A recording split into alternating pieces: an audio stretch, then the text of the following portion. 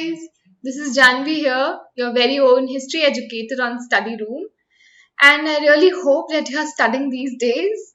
Well, we already completed pastoralism in India, right? So we studied about different pastoral communities in the mountains, then plains, plateaus, and deserts. And then we took up that how the colonial government changed the lives of the pastoral people, like the pastoral communities. And finally, how did they cope up with these new brought changes? So now we are going to take up pastoralism in Africa. So this is the last part, and majorly over here, like in particular, we are going to study about this one community called the Maasai community. Okay, so do remember that we are going to study about this one community called Maasai community. I'm going to tell you what it means and all about like how their lives were, and then how did it change after the restrictions were imposed on their activities and movements, etc., etc.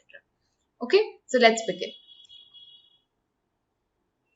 So, in Africa, fun fact, even today, over 22 million Africans depend on some form of pastoral activity for their livelihood. So, very, very important that even today there are around 22 million Africans who depend on such form of pastoral activity for their livelihood. Right? So, okay, now what all communities are there, like pastoral communities which are found in Africa? Just like how we studied for India, that in mountains there were Gujar Bakarwals, then there were Gaddis, then there were Raikas for the deserts, like all those. So, what all communities are present in Africa? So, they are majorly the Bedouins, these are the common ones, then the Berbers, then Maasai, which we are going to study about, Somali, Boran, and Turkana. Okay, so you do need to remember all these communities. Now, like pastoralists in India, the lives of African pastoralists have changed dramatically over the colonial and post colonial period. That, as and when the colonial rules began, their lives were changing. Okay, now, next up we have, somewhat like more other things about the African pastoralists. So, most African pastoralists, they lived in the semi arid grasslands or the arid deserts where rain fed agriculture was difficult. Okay, so there they used to live. So, they used to raise cattle, camels, then goats, sheep, and donkeys, and they sell milk, meat, animal skin, and wool. There were some pastoralists too who used to earn through trade and transport. So, there was trade and transport too. So there was earning through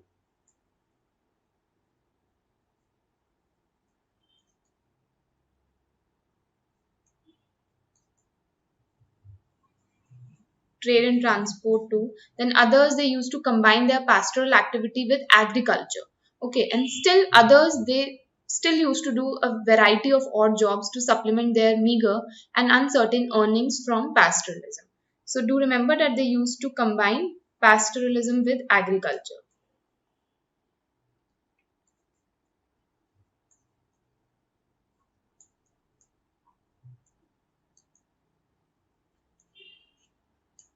Okay, so these are like few points about the pastoralist communities of Africa.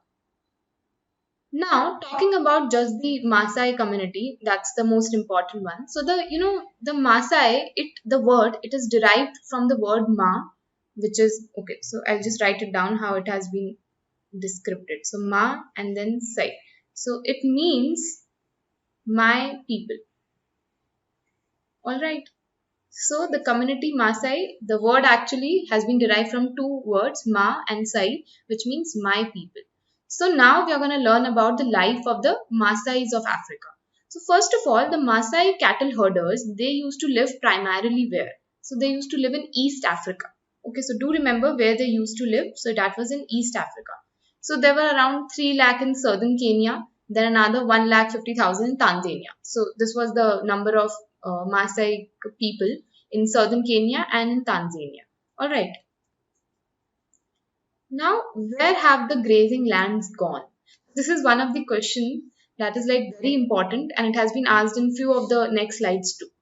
So, before colonial times, the Maasai land, it used to stretch over a vast area from North Kenya to the steppes of northern Tanzania. So this is where the stretch land was. Okay. Now, later in the 19th century, the European imperial powers, they sliced up the region into different colonies. So then in 1885, the Maasai land, it was cut into half. So because of the European imperial powers, the Maasai land, it was cut into half with an international boundary. So there was this one international boundary which was created, and because of that, the entire Maasai land, it was divided into two halves. So the one half, it was of British Kenya, and the other one, it was German Tanganyika. Okay, so it is called Tanganyika. Okay, now after this cut, like after this division was made, so do remember that there was this international boundary set up between British Kenya and German Tanganyika. So after the cut, the best grazing grounds, they were gradually taken over for white settlement. So the white settlement, they took the major, like the good grazing grounds. Okay, so the grazing lands, they were gradually taken over for white settlement, the best grazing grounds, like grazing lands.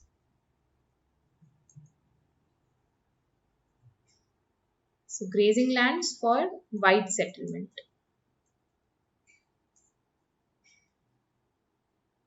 And the Maasai, they were pushed into, like, okay, so the best grazing lands, they were given for the white settlement. And the Maasai, on the other hand, they were pushed into a small area in South Kenya and North Tanzania. So the Maasai, they were then reduced to an area of,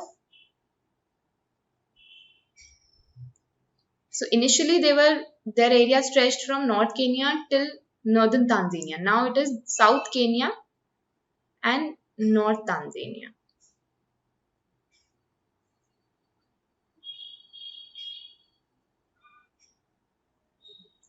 Alright, so this is the situation. This is the situation now. Alright, so this is what happened after the European imperial powers sliced up the region into different colonies. Now, the Maasai, because of this cut and all, the boundary created between the Maasai land. So because of this, they lost about 60% of their pre-colonial lands. So what they already had, uska, about 60% they lost, and they were confined to an arid zone. So they were just given to this one arid zone, which I told you, it was from South Kenya and North Tanzania. Now, later in the, like from the late 19th century, the British colonial government in East Africa, they encouraged the local peasant communities to expand cultivation. Okay, so this started from the late 19th century. Then in pre-colonial times, the Maasai pastoralist. Now, what was the situation before colonial times? Okay, so in pre-colonial times, the Maasai pastoralist, they had dominated their agricultural neighbors both economically and politically. Okay, so this was the situation before. So before colonialism.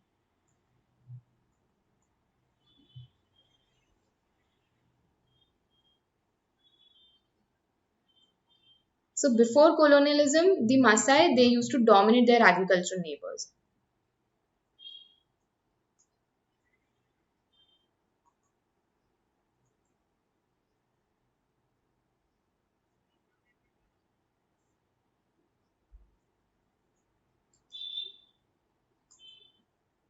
Both like economically plus politically.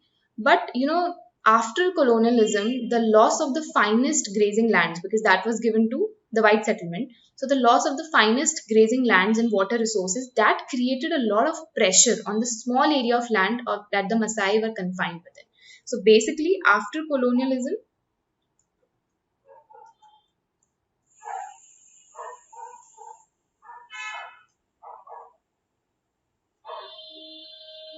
so initially they were dominating, right?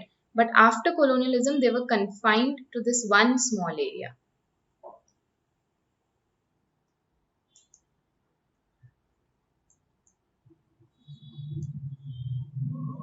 Okay, so it was a lot of pressure on their heads because the water resources which they used to get, and the grazing lands, that were not confined in their area. Okay, so that was not with them. So basically, by the end of colonial rule, the situation had been reversed. So initially they were dominating, but by the end of colonial rule, the situation had been reversed. Okay.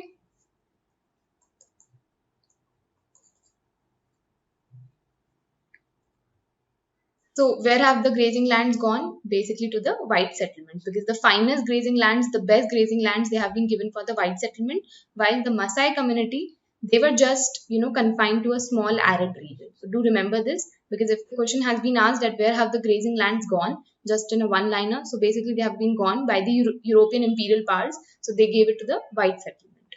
Now, large areas of grazing land, they were being turned into game reserves. So they were, like, obviously the finest grazing lands, they were given for the white settlement. But apart from that, large chunks of, grazing land, they were being turned into game reserves. Like, for example, this is one of the examples, like Masai Mara and Samburu National Park in Kenya and Serengeti Park in Tanzania. The Serengeti you might have come across, the very famous park.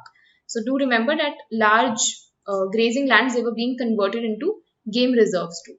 And as usual, the pastoralists were not allowed to enter these reserves or these parks. Okay, so these were the restrictions basically put on them. Now, the next thing which we have is restrictions on their movement.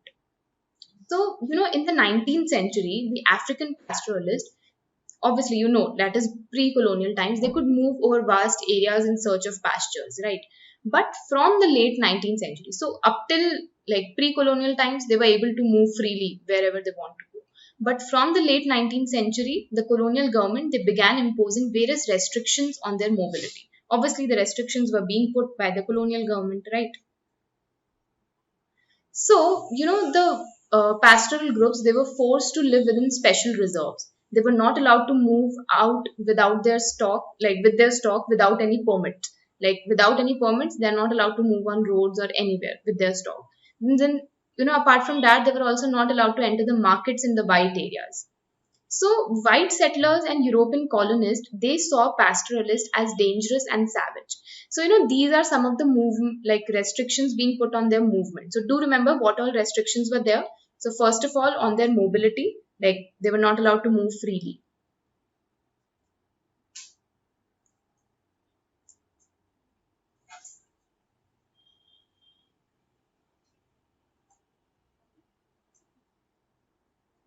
So, what all restrictions were there? The first one was on their mobility.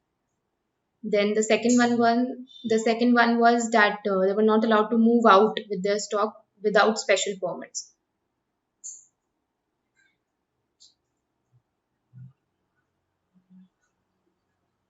So that is considered under mobility only, but without special permits.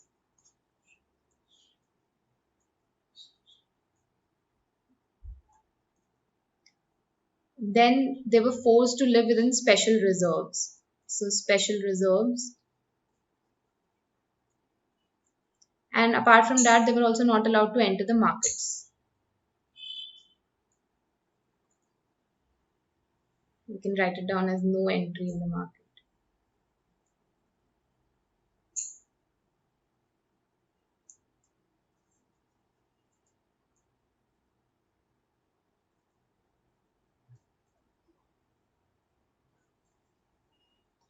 All right, in the white areas. So, white settlers and European colonists, they actually saw pastoralists as dangerous and savage. So, the new territorial boundaries and restrictions which were imposed on them, that suddenly changed the lives of these pastoralists. And it adversely affected both their pastoral as well as trading activities. So, both of the activities were adversely affected, the pastoral as well as trading activities. Okay. Now, next up, we have the restrictions on their activities. So that those were the restrictions on movements. Now we have the restrictions on their activities. So in many regions, the pastoralists, they were prohibited from participating in any form of trade, like any trade activity, they were not allowed to do so.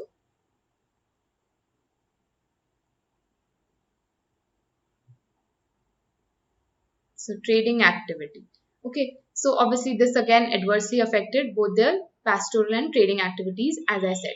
Now earlier, if we see, so pastoralists not only looked after their animal herds, but they traded in various products. So initially they used to trade also, apart from rearing their animal herds and all, cattle. But after colonial times, they were prohibited from participating in such trade activities too. Okay, now next up we have droughts and pasture shortage. Yeah. So, pastoralist lives, they were affected by drought everywhere too. So that is why traditionally, if we see, so pastoralists, they used to move from place to place to survive bad times and avoid crisis, right? That's what nomads, pastoral nomads are known for. That they used to move, that they used to hop on from one place to another to avoid such bad times and crisis and all. But after this, like colonial times, because restrictions were imposed on their mobility, so their lives were affected by drought everywhere. So from the colonial period, the Maasai, they were bound down to a confined area, to a fixed area, which was confined within a reserve, and they were prohibited from moving in search of pastures. So that's basically the restrictions imposed on them, on their movements, right? Then they were also forced to live within a semi-arid tract, which was prone to frequent droughts. So basically, the area which they were confined to live within, that was prone to drought, like frequent droughts. Okay, so do remember this, that they used to live within a semi-arid tract which was prone to frequent droughts. So basically their problems were increasing day by day. Now as the area of grazing lands shrank, the adverse effect of the droughts, it increased in intensity. So do remember this, that as the area, so obviously it's very obvious that the area of grazing lands, if that will decrease, if this decreases, then because of that, the adverse effect of the droughts, that will increase in intensity, right? So intensity of droughts will increase.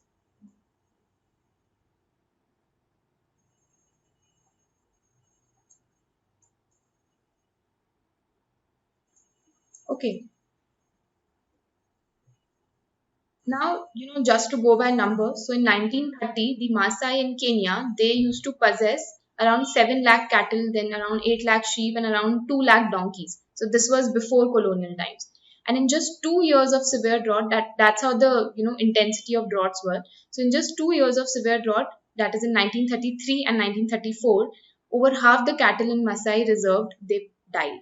So do remember this, that was the intensity of the drought, the severity of droughts. Okay.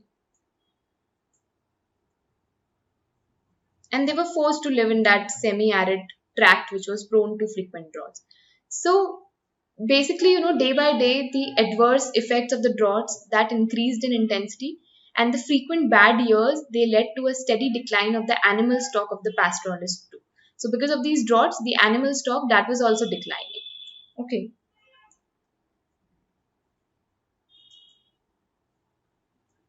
Obviously, if they don't have the grazing lands, droughts are destroying all the grazing lands, then the where will the animal stock feed on? So animal stock was also declining. Okay. Now, unequal impact on sections of the Maasai community. This is like very important. So not all were equally affected. So do remember that not all were equally affected.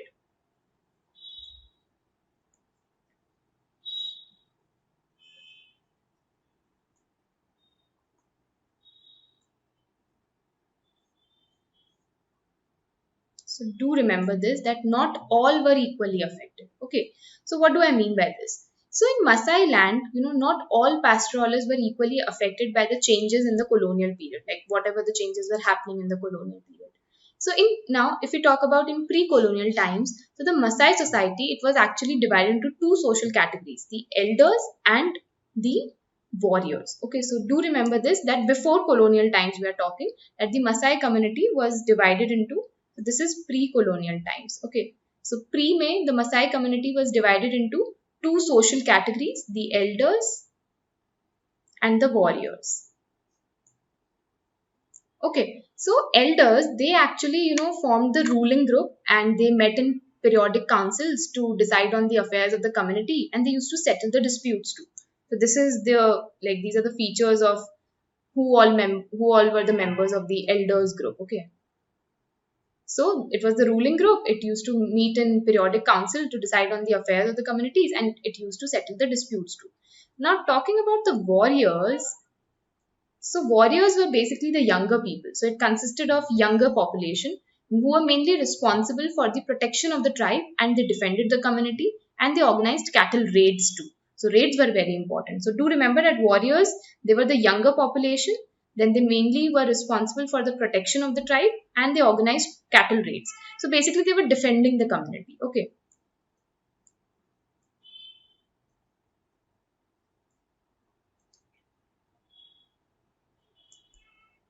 Now, as you can see in the pictures, so it was a physical description too is given.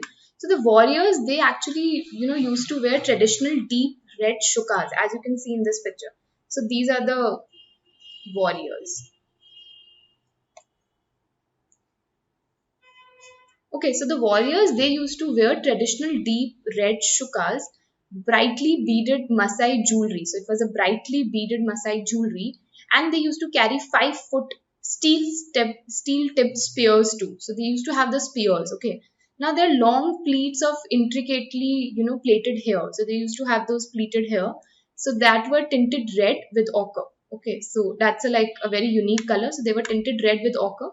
Now, as per tradition, they face east to honor the rising sun. So that was the one of the traditions they used to follow. So whenever they are, greeting the sun, so they used to they're basically honoring the rising sun. They used to look at the east because obviously the sun rises from the east.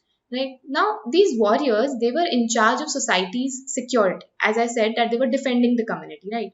So while boys, they're responsible for herding the livestock. So basically, warriors in the warrior group, there are people who are like the younger population only. So they are responsible, like they are put in charge of society security, while the young boys, they were responsible for herding the livestock. So there were two functions they were doing. First, they were defending, and the second one, like out of those people only, the or smaller ones, they were responsible for herding the livestock. Now, during the drought season, both warriors and the boys, they used to assume responsibility for herding livestock. Now, when I told you that they used to organize cattle raids, right? So raiding. So raiding was actually very important in that society. So where cattle was wealth. So initially, because cattle used to be a wealth thing, right? It was wealth for them. So raiding was very important. So it is through raids that the power of different pastoral groups was asserted. Like, the amount of raiding you are doing, the number of raids you do, that is going to decide the power of that particular pastoral group. So young men, they came to be recognized as members of the warrior class when they proved their manliness by raiding the cattle of other pastoral groups and participating in wars. So basically, it was a very fun game. So, there's this one pastoral group, say, for example, A, and then there's another pastoral group, say B. So, the young boys of the pastoral group A, okay, so the young boys of pastoral group A, so they, just to prove their manliness, they'll have to raid the cattle of the other pastoral group B. And that's how they're going to participate in the war. So there was a very nice war kind of game they used to do, and the more number of raids you're gonna do, so that's gonna prove your manliness. Okay, so and that's how a particular pastoral group was formed, and the power of that pastoral group was asserted through the amount of raids done. Now, but so all of that used to happen, but they, however, were subject to the authority of the elders. So because that was a like the superiority group was the elders, so every time, like obviously they are the warriors, they were responsible for defending the community, and they were also organizing cattle raids, but they were subject to the authority of the elders every time. Okay, so these were the two social groups which used to exist before colonial times. So not all were equally affected. Now we are going to see how they were not equally affected. So, the British, like after basically colonial times, so the British, after seeing all this, okay, that there's a social category of warriors and elders, so they introduced a series of measures to administer the affairs of the Maasai. So initially, the elders were looking up the affairs of the community, right? But now the British introduced a series of measures. So they appointed chiefs of different subgroups of Maasai. Okay, so who did they appoint? Chiefs of different subgroups of Maasai. So they were responsible for the administration of the affairs of the tribe. So these chiefs, they managed to survive the devastations of war and drought. Then the poor pastoralists, they had to go looking for work in towns. So restrictions were being imposed on raiding and warfare from then on. So basically earlier, because the warriors, they used to organize cattle raids and all, but after colonial times there was an imposition on raiding and warfare too. So this is how times changed. Okay, so the time actually got changed, and not all were equally affected by it. Now, yet again, now how, so there was this one difference. So the social changes in Maasai society occurred at two levels. Okay, so do remember, this is the last thing, that the social changes So this is the last slide when we are studying about pastoralism in Africa. So the social changes in Maasai community, it occurred at two levels. The first, it was the traditional difference which was based on age between the elders and warriors. So the first one is the elders and warriors.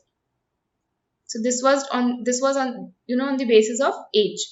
And so this was disturbed after Britishers came, and though it did not break down entirely. So it was obviously it was disturbed, but it was not like breaking down entirely. So it did not break down entirely. Then the second change which was there, the second level at which the social change occurred, it was a new distinction was made between the wealthy and the poor pastoralists. So that developed. So again, the rich and poor. Okay.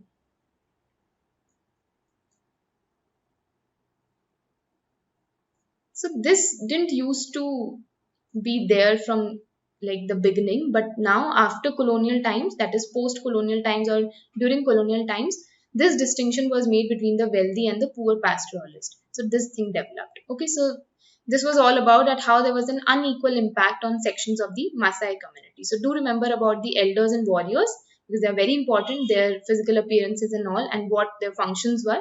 And finally, the social changes, two major social changes which occurred. So first one, that the elders and warriors, the distinction, the traditional distinction which used to be there, that did not break down entirely, but it was disturbed. And then there was this new distinction which was developed, which was between the wealthy and the poor pastoralist. Okay. Now, to conclude, pastoral communities in different parts of the world, they are affected in different ways by changes in the modern world, right? So obviously all the changes which are happening in the modern world, the pastoral communities are getting affected by it. So their pattern of movement, it was affected like just how we saw. So their pattern of movement, it was affected by the new laws and the new borders. Then during the time of drought, the cattle, they used to die in large numbers, right? So even they were getting affected by it. Yet the pastoralists do adapt to new times. So because of all these hardships, it's not like they were not adapting to new times. So they actually did adapt to new times. How? So they changed the paths of their annual movement. Then they reduced their cattle in numbers, like they used to reduce their cattle numbers. Then they pressed for the rights to enter the new areas. Then exerted political pressure on the government for relief, subsidy, and other forms of support. And they also demanded a right in the management of forest and water resources. Okay, so this is how they were actually adapting to new times. So by changing the paths of their annual movements, then by reducing their cattle numbers, then they used to press rights, like press for rights to enter the new areas. Then they used to exert political pressure on the government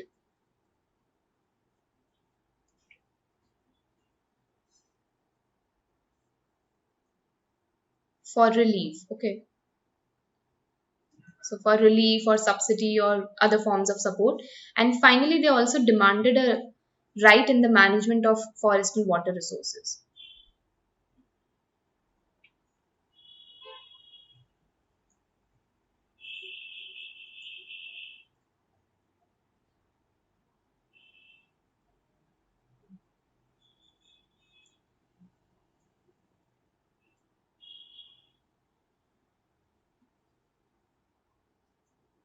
Plus forest. Okay.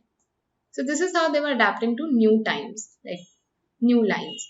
So, in a nutshell, like today, if we see, so there are many environmentalists and economists who are recognizing that, okay, pastoral nomadism is a form of life that is perfectly suited to many hilly and dry regions of the world. Because, these are the people who have always stayed there. So they know the culture, they know the animals of, that area. So it will be like the best if you don't harm that area, like rather than, taking the control of that area, just give it to them. So because they are perfectly suited to live in that area. So this is what nowadays environmentalists and economists are recognizing nowadays. So this is the new era which is beginning. Okay, so that was the end of the chapter. Now just this one quick question we are going to take up, which is why do nomadic communities they need to constantly move? And second part of this question is what are some advantages to the environment from this movement? So obviously we know. So first of all, why do nomadic communities need to constantly move? So firstly, I want to write about who are nomads. So you already know that these are those people who move from one place to another in search of pastures, to earn their livelihood. Then second of all, you are going to mention that, the nomads, they used to move between their summer and winter grazing grounds, right? So their cyclical pattern.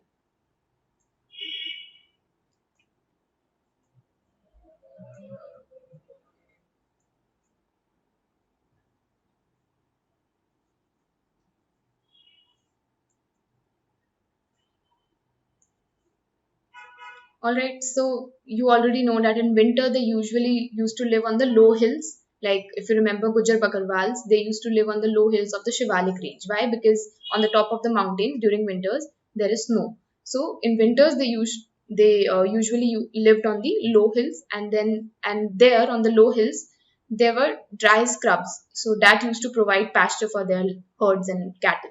Right. Then okay, as I told you that they lived on the lower hills because there was snow on the mountains. Mountains were snow. The mountains were covered with snow completely, right? Now, during summers, so that is by the end of April. So as the snow melted on the mountains, because the mountains they were converted with, so as the snow melted, then the mountains they were converted with carpets of lush green grass. So they used to move back to the top of the mountains. So this was the cyclical pattern. So this provides, on the top of the mountain, this provides ample pasture for their herd. Now the nomadic pastoralists, so thus they moved annually between their summer and winter grazing grounds. So, whenever the pasture was exhausted or was unusable in one place, they moved their herd and flocked to new areas, right? That is what they are doing. That's why they are nomads. So they used to move from one place to another. Now, what are some of the advantages to the environment from this movement? So, as I've already told you, that the continuous movement of the nomads with their grazing herd, it ensured that the natural pastures they were not reused, right? So, this is the advantage to the environment, that their natural pastures were not being reused, like overused.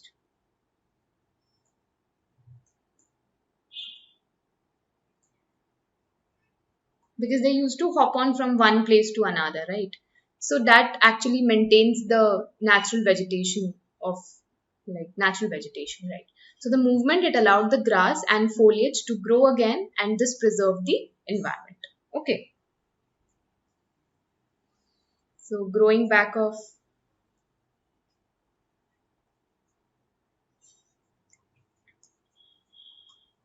foliage plus preservation of